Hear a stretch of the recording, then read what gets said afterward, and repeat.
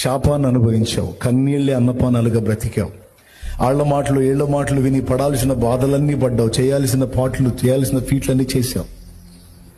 ఈరోజు దేవుడు నీతో మాట్లాడుతున్నాడు. నన్ను నీ జీవితంలోకి ఆహ్వానిస్తావా? నీ బ్రతుకుని దిద్దనిస్తావా? నా రక్తంతో నిన్ను కడగనిస్తావా?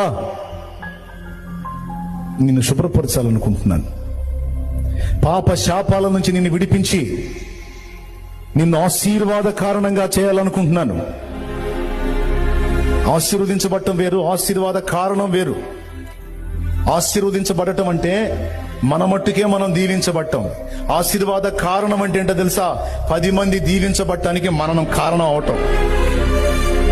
10 మంది దీవించబడటానికి మనం కారణం అవటం. అది ఆశీర్వాద కారణంగా నిన్ను చేస్తానంటే అర్థం అది.